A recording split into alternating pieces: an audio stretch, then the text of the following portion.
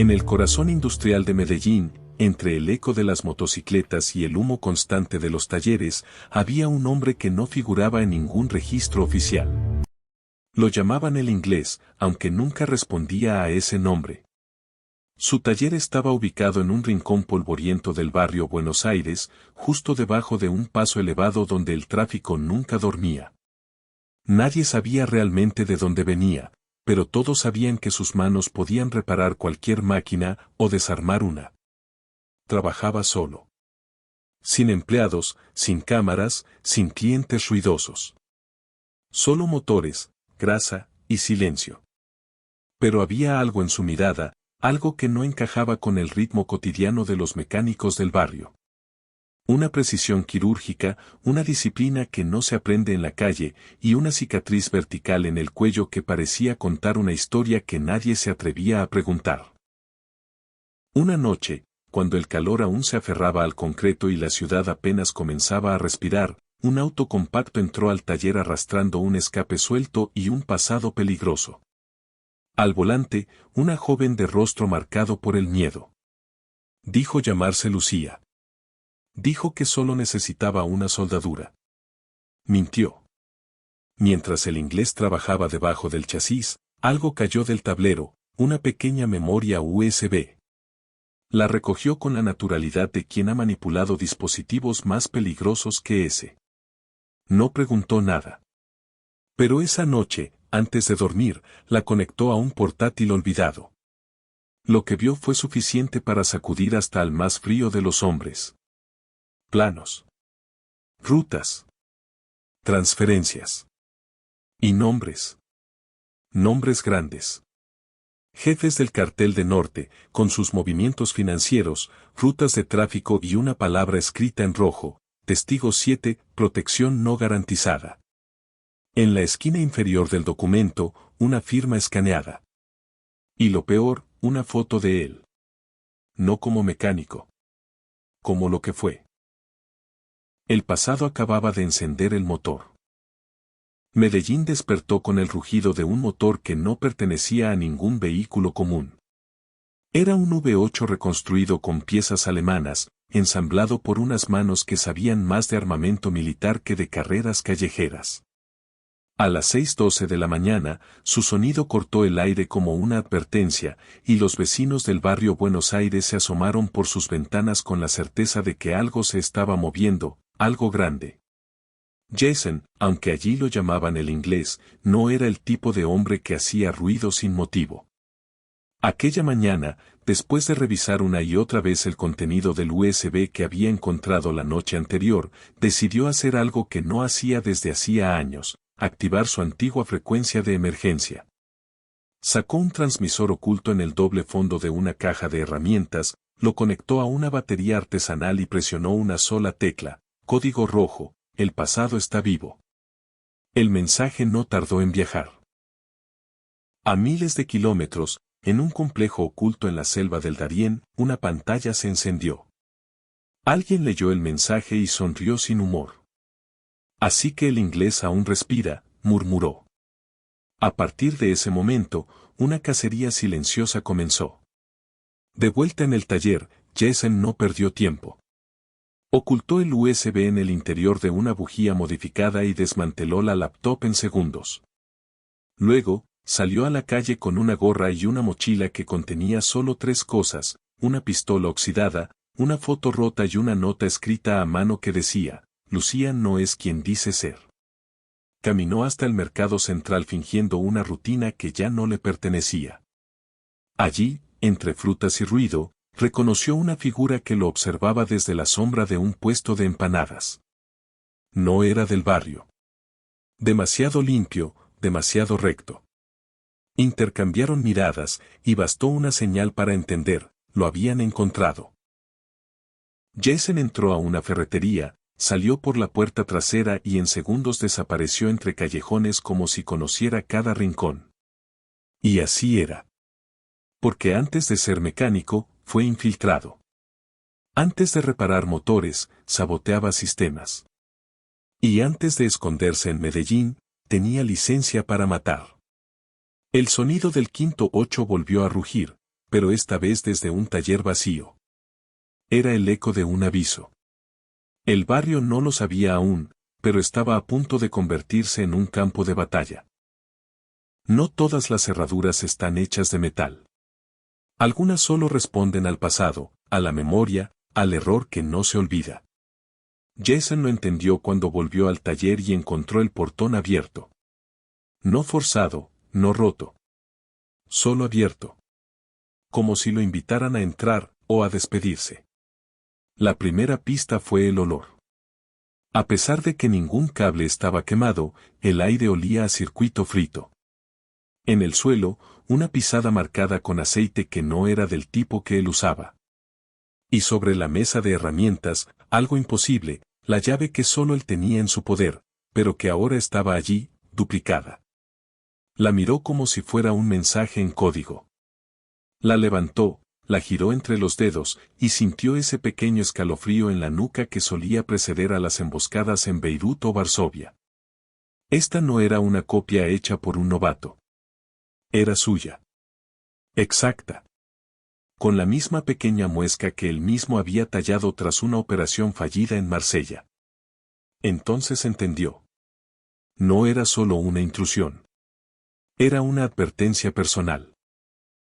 Lucía no había regresado, ni intentado contactarlo. Pero algo de ella sí lo había hecho. En el buzón, metido entre cuentas de electricidad y volantes de promoción, un sobre sin remitente contenía una sola hoja impresa, una imagen borrosa de un contenedor. El número 77. Y abajo, una frase en negrita, no era lo que llevaba. Era lo que había oído. Jason sabía de qué se trataba. Hace años, durante un trabajo en Rotterdam, un contenedor similar había sido modificado para actuar como sala de interrogatorio móvil. Silencioso. Blindado. Y siempre en tránsito. Si ese modelo estaba en Medellín, alguien lo había traído con un propósito. Tomó su mochila, sacó la pistola y volvió a armarla con movimientos automáticos. En una caja fuerte enterrada bajo el banco de trabajo, sacó algo más, una cadena metálica con un solo colgante, una ficha de identificación sin nombre, solo un número, 4706K. Había guardado esa ficha cuando dejó su vieja vida. La recuperaba ahora no para recordar, sino para cobrar. Esa noche, antes de que el sol desapareciera detrás de los cerros, Jason ya estaba en camino al puerto seco de Itagüí. Conducía una camioneta que no le pertenecía y usaba documentos de alguien que ya no respiraba. Pero sus ojos decían la verdad, había vuelto a ser lo que Medellín aún no sabía que necesitaba. El mecánico había dejado de reparar. Ahora, iba a desarmar. La noche cayó sobre Itagüí como una manta densa de humedad y secretos. Los reflectores del puerto seco apenas iluminaban el acero oxidado de cientos de contenedores amontonados como tumbas industriales. Jason se movía entre ellos como un fantasma con memoria. Sabía leer los códigos impresos en las placas, descifrar los patrones de distribución, notar cuando algo estaba fuera de lugar. Y el contenedor 77 lo estaba. No tenía sello oficial. No estaba en el manifiesto. Pero estaba allí. Oculto entre dos frigoríficos, como si el frío pudiera disimular su verdadero contenido. Jason se acercó, deslizando los dedos por la superficie metálica. Un pequeño zumbido eléctrico le dio la señal, había energía. Alguien lo había activado. Respiró hondo. Conectó su escáner portátil al panel lateral y vio lo que tenía, el contenedor no estaba solo. Estaba conectado por señal remota a una red cifrada que ya conocía. La misma que usaba el programa Stigma, una operación clandestina que él mismo ayudó a desactivar en Hungría, o al menos, eso creyó. Forzó la cerradura con un movimiento rápido, pero no entró. Escuchó. Dentro, no había silencio. Había voz. O mejor dicho, un eco artificial. Jason Statham. Fallaste en Marsella. Fallaste en Bogotá. No falles aquí. Era su propia voz. Reproducida, distorsionada, manipulada. Lo estaban esperando. Lo estaban provocando. Jason entró con el arma en alto, pero no había nadie. Solo una silla metálica, una pantalla suspendida desde el techo, y un ventilador girando lento. En la pantalla, un video de Lucía, sentada, esposada. Decía solo una frase antes de que la imagen se cortara. No te metas con lo que aún respira bajo tierra. Jason golpeó la pared del contenedor con rabia. Había vuelto al juego, pero esta vez las reglas las dictaban otros. Y el tablero era Medellín. Antes de salir, colocó una microcarga explosiva en el panel trasero y la programó con un temporizador de 6 minutos. Tiempo suficiente para desaparecer, pero no tanto como para que alguien más pudiera robar lo que allí había. Al llegar a la salida del puerto, un guardia se le acercó. No por sospecha. Por miedo. Lo buscaron, señor, dejaron esto. Una caja de herramientas roja. Igual a la suya. En su interior, una foto reciente de él, entrando al puerto. Y una nota, no estamos detrás de ti. Estamos dentro de ti. Jason sintió algo que no sentía desde hacía años, desconfianza de su propia mente. Si podían replicar su voz, rastrear sus pasos y anticipar sus movimientos, ¿qué más habían? ¿Qué más habían alterado? Esa noche no durmió. Desarmó su celular, quemó la ropa que usaba, cambió de dirección. Pero algo quedó pegado en su cabeza como un ruido que no cesa. Lucía estaba viva, y el contenedor no era un mensaje. Era solo la primera pieza de algo más grande. Algo que ya había comenzado a romperse. Las máquinas no mienten. Si un motor falla, es porque algo dentro ha dejado de cumplir su función. Pero en los humanos, la traición puede vestirse de rutina, disfrazarse de ayuda, camuflarse con una sonrisa.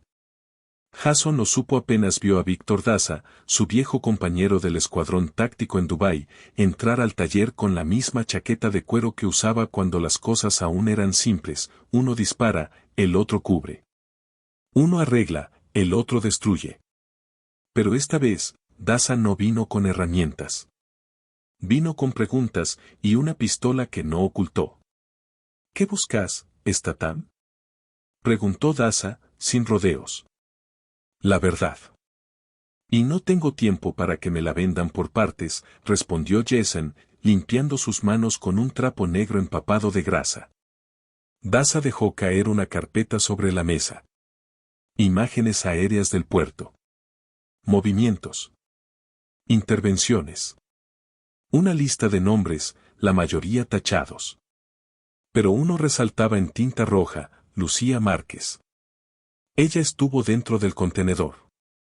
Lo sabemos. Pero no está secuestrada, Jason. Está involucrada. La frase fue como una pieza que no encajaba en un motor perfectamente calibrado. Jason la rechazó con la mirada, pero la duda ya estaba en marcha. ¿Y si la mujer a la que trataba de salvar no necesitaba rescate? ¿Y si ella misma lo había traído de regreso a Medellín, como parte del mecanismo? Daza encendió un cigarrillo. Con cada bocanada parecía liberar algo que no quería cargar. El programa Stigma no murió, Jason. Solo cambió de piel. Ahora usan datos, no balas. Y lo necesitan a vos. Tus manos, tu cabeza, tu reputación. Pero ya no para reparar, sino para ensamblar el arma final. Jason negó con la cabeza. Caminó hacia la trastienda, abrió una caja fuerte y sacó un dispositivo, un decodificador criptográfico de frecuencia baja. Uno que solo él sabía usar. Y uno que solo Lucía podría haber entregado, porque fue ella quien lo diseñó. Daza entendió todo sin palabras. Lo miró con tristeza. La traición duele más cuando la firmas con tus propias huellas. Jason se giró lentamente. Ya no tenía preguntas. Solo planes. Si alguien me quiere usar, va a tener que desarmarme primero. Y yo no vengo con manual de instrucciones. Esa noche, el taller se transformó en cuartel. Cada tornillo, cada cable, cada panel se convirtió en una herramienta de guerra. Y mientras afuera la ciudad dormía, adentro el mecánico construía algo más peligroso que una bomba, una verdad imposible de desmontar. El tiempo es una herramienta peligrosa. Si lo usas bien, construyes. Si lo desperdicias, te destruye. Y Jason ya no tenía tiempo. El reloj marcaba las 2:47 cuando recibió el mensaje cifrado, una coordenada, una hora y una imagen. Lucía. Con los ojos vendados. Viva. Pero no libre. Jason sabía lo que significaba, la trampa estaba tendida, y él era la pieza que faltaba. Pero si algo había aprendido en su tiempo como mecánico de guerra, era que toda trampa mal soldada se puede voltear con la herramienta correcta. Se dirigió al lugar indicado, una antigua fábrica de transformadores, abandonada desde los apagones masivos del 2001. Un sitio perfecto para desaparecer a alguien sin dejar rastro. En el trayecto, no llevó armas visibles. Solo su maletín rojo, el mismo que usaba desde Marsella, con una frase grabada en la tapa: no arregles lo que ya está condenado. Al llegar, lo esperaban 3 camionetas negras.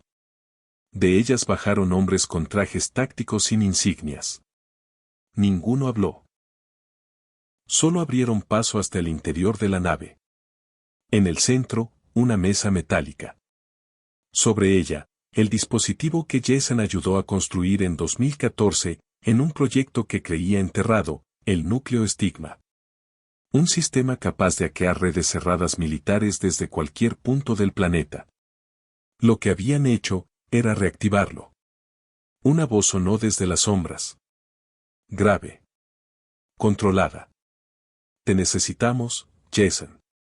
No por quién eres, sino por lo que sabes hacer. Queremos que lo termines. Jason se acercó lentamente. Puso el maletín sobre la mesa. Abrió la tapa. Dentro, solo había una herramienta, un destornillador de torque variable con una pequeña luz azul. ¿Y si no quiero?, preguntó, mientras sus dedos tocaban la base del núcleo. Entonces Lucía muere. Y después tú. En ese orden. Jason bajó la cabeza. Parecía rendido.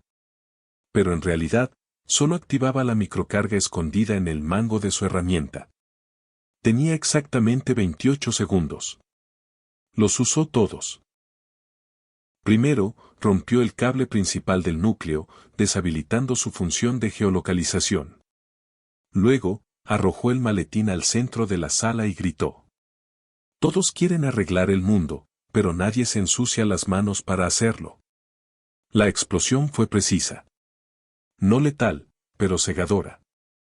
En medio del caos, Jason sacó de su bota una llave electrónica y localizó el panel oculto en el costado del edificio.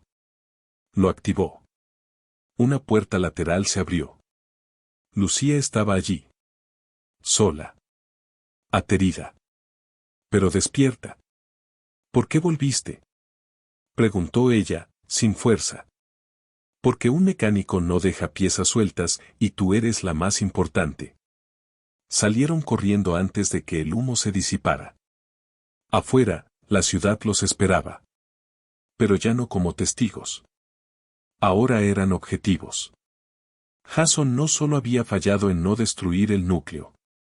Había hecho algo peor, despertado a quienes lo querían activado. Las máquinas pueden replicarse. Los algoritmos pueden copiarse. Pero la decisión de qué hacer con ellos, eso aún pertenece a los humanos.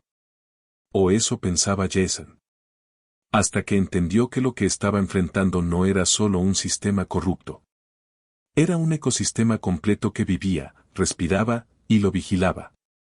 Después del escape, Lucía y Jason se refugiaron en la cima de Santo Domingo Sabio, entre los cerros eléctricos de Medellín. Allí, en un taller improvisado, Jason desarmó lo poco que quedaba del dispositivo Estigma.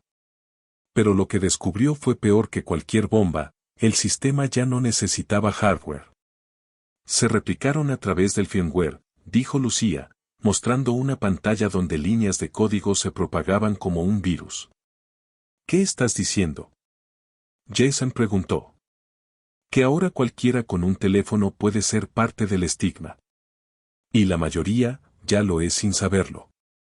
La verdadera amenaza no era el dispositivo. Era el algoritmo autónomo que se había liberado a través de una app de seguridad ciudadana, disfrazada de red de alertas. Lo usaban todos, taxistas, comerciantes, incluso niños. Cada clic, cada cámara, cada alerta alimentaba una inteligencia que no respondía a ningún gobierno. Solo a sí misma. Jason comprendió entonces que no bastaba con apagar una máquina. Había que cortar la corriente entera. Así que hizo lo impensable, volvió al lugar donde todo había comenzado. El Centro de Conectividad Nacional, un búnker digital bajo tierra donde se gestionaba el 80% del tráfico de datos del país. Infiltrarse fue fácil. Entrenar durante años tiene sus ventajas. Pero lo difícil fue lo último, insertar el virus de apagado definitivo, en un sistema que ya no tenía núcleo central. Porque el estigma se había descentralizado. Lucía lo encontró frente a una consola, observando cómo cada línea de su propio código era superada por una variante. Cada movimiento suyo, ya previsto. Cada comando, anticipado. No podemos ganar así, dijo ella. Entonces cambiaremos las reglas, respondió él, conectando su reloj a la terminal. El reloj contenía un software de encriptación cuántica que Jason había creado por accidente.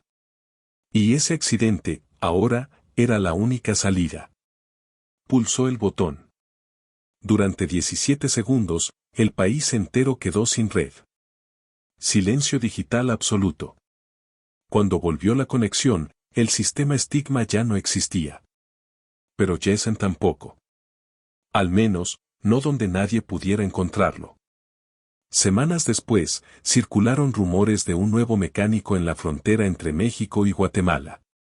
Uno que no hablaba, pero arreglaba cosas que nadie se atrevía a tocar. Algunos decían que era un mito. Otros, que aún estaba desencriptando los pedazos del mundo. Pero Lucía sabía la verdad. Porque cada vez que abría su móvil, una frase aparecía en pantalla por medio segundo antes de borrarse. El código no era mío, pero la decisión sí. Si te gusta nuestro contenido, no olvides suscribirte a nuestro canal y dejar tu me gusta para seguir apoyándonos. Activa la campanita para no perderte ninguno de nuestros videos. Gracias por acompañarnos.